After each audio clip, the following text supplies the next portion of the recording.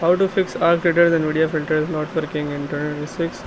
So basically what you need to do is just right click on your desktop and select Nvidia control panel. After opening this, click on adjust video color settings and then click on with the Nvidia settings. Here you can select and change the settings after your needs, and after this just save the changes and yes, you are good to go. So yes, this is how you can do it. Alright, that's it for today's tutorial. I really hope this video helped you solve your problem or learn something new about your PC. My goal on this channel is to make everything about computers simple and easy, whether it's fixing errors, downloading software or any game, boosting performance of any Windows or any game, or understanding new tools. If this video was helpful in any way, don't forget to hit the like button because it really motivates me to keep bringing you more useful content.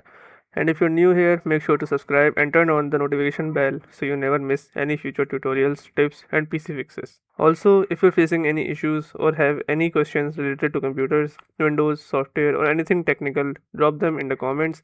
I read all of your comments and I'll try my best to help you out. Thanks a lot for watching. Take care of your system, keep learning, and I'll see you in the next video. Thanks for watching.